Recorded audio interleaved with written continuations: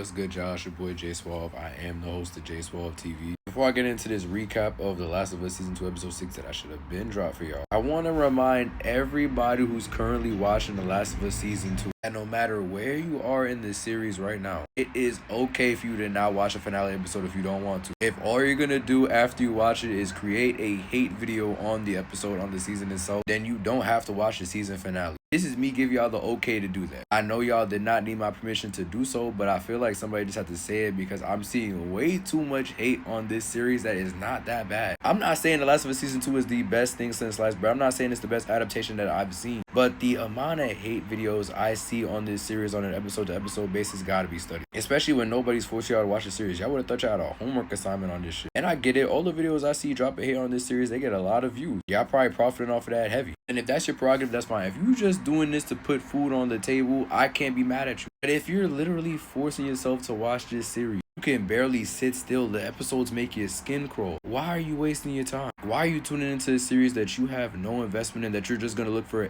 anything to hate on? I only ask this question because I know you as a human being have more time to invest in other things that you actually want to do. So if you're one of those people hating on this series just to hate, just look for something else to talk about that you actually enjoy talking about. I know I talked about this scene in particular in a short that I dropped last week regarding the changes made to the porch scene and how they greatly mishandled the scene. It's amazing to me, this revisionist history on The Last of Us 2. I remember the part 2 of The Last of Us getting the same amount of hate that The Last of Us Season 2 is getting, if not more. Viewers and players of the game had to sit with the fact that Joel was just taken out by Abby without getting the context that they provide to us in the show well ahead of us getting Abby's storyline in the series. Y'all had to either watch or play with just Ellie, no switching to Joel for the rest of the game. And the outrage then was outstanding, to the point where people who were let's playing the game was opting to not play the game no more. And some people actually stopped playing. Come to now, we get this adaptation of the series. Season 1 was a hit for the most part. People might have had issues with the casting of Bella Ramsey as Ellie, but it wasn't too much blowback on Season 1. Come to Season 2, every episode is getting shit on. Changes like they added to the porch scene, or like they added to the beginning of the season where we see Abby actually break down why she's going after Joel before she does what she does to Joel. We get simple shit like Ellie and Dina just traveling throughout Seattle. Things we know are coming. It's still met with the utmost hate. I don't understand. And the fact that this episode of all episodes, Season 2 Episode 6, is getting the same hate. This episode,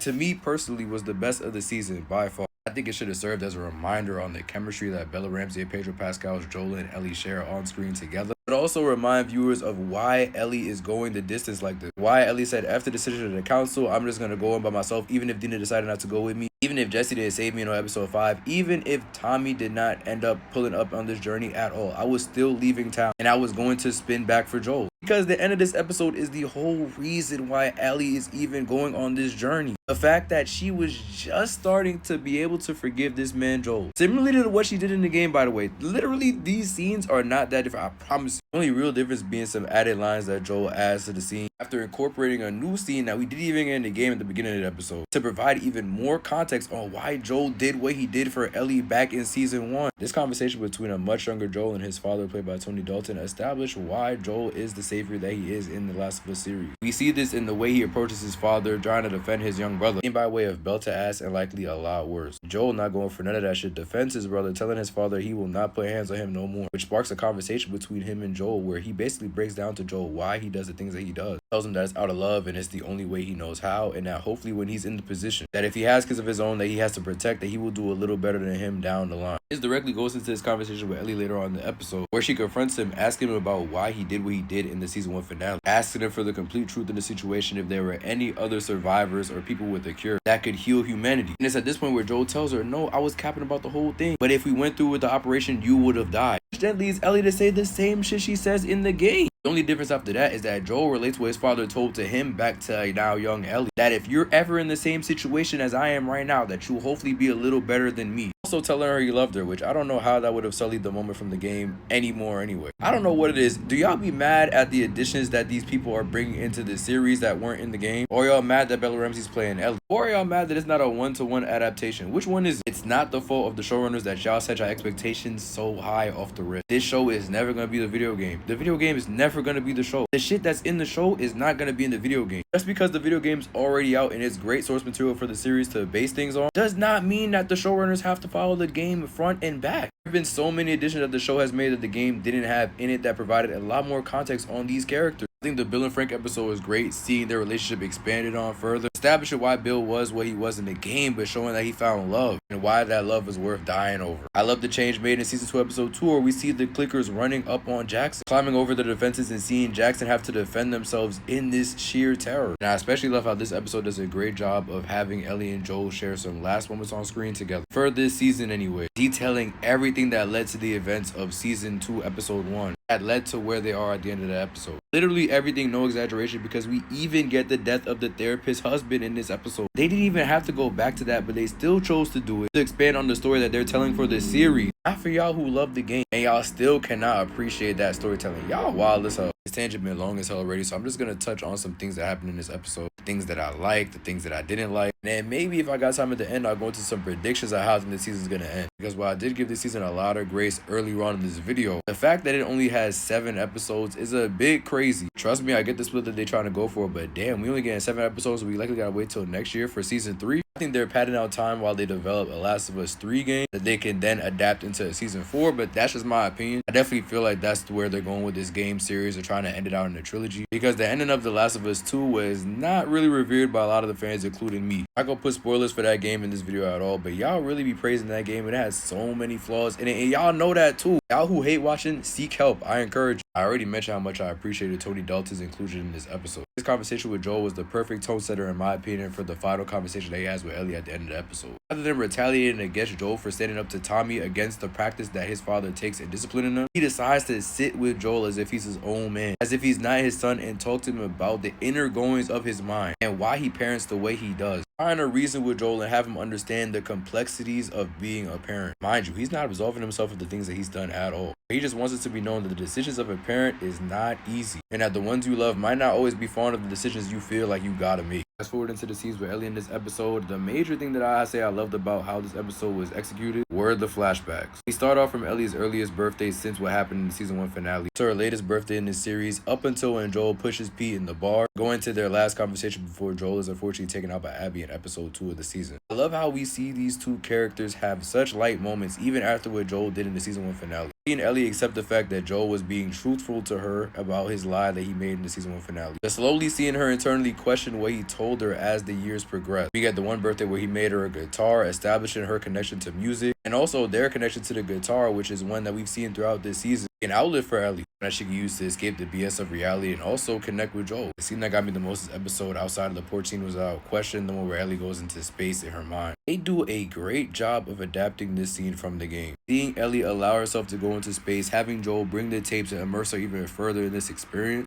was beautiful to see, and it was even more beautiful to see the lengths that Joel will go for this girl, who is legit his surrogate daughter at this point. Seeing Joel do all this for somebody who's not even his real daughter establishes for Ellie the love that he holds for her. But it makes it an even harder pill to swallow when everything that Ellie's been thinking internally comes out to be true. She already had her suspicions with the side of the Fireflies at the end of that one birthday. Ironically enough, she wanted to talk to Joel about that shit in this year's birthday, before he takes her on a very awkward run in the woods. After another year of separation between the two. Ellie's growing up. Joel's trying to understand why Ellie got girls in her room. It's weird for a father born likely in the late 70s to process all this going on right now. And that serves as building more of a wedge between Ellie and Joel as this episode progresses. But the one thing that broke the camel's back was when Joel killed this lady's husband, whose name I'm not remembering right now, and lied about the way shit went down in the woods. Y'all see it, Joel packed this poor man up who's been built up since season 2 episode 1, who was bit admittedly, but Ellie said that he had time to go see his wife to say his goodbyes and to hear her voice, which is most of what he wanted to do anyway. But Joel couldn't allow that for some reason. That's the one thing that pissed me off of this episode. The reason why it's the straw that broke the camel's back is because before Joel took bro out further into the woods, he promised Ellie that he would not kill him, that he would give him the opportunity to see his wife before he died, just to flat out lie in her face, which brings it all the way back full circle to what he did in that season 1 finale. Now she knows for sure that he lied to her and that she will never be able to trust him. But at the end of the episode where Joel and Ellie talk after what happened in the bar, and Joel is finally truthful to her about what happened that episode, she sees a path to forgiveness between them, which we obviously know was ruined by Abby's trifling self. This episode was an easy 9 out of 10. Like I said, best episode of the season. And here's why I get into predictions for the finale. I think we finally get to see the WLF and Seraphire War at its peak. We'll get to see some Tommy because we know he pulled up with Jesse from the last episode. We'll get at least one awkward conversation between Jesse, Dina, and Ellie. And Abby will pull back up before we focus on her side of things in season 3. That's all I got though. Leave all your predictions in the comments.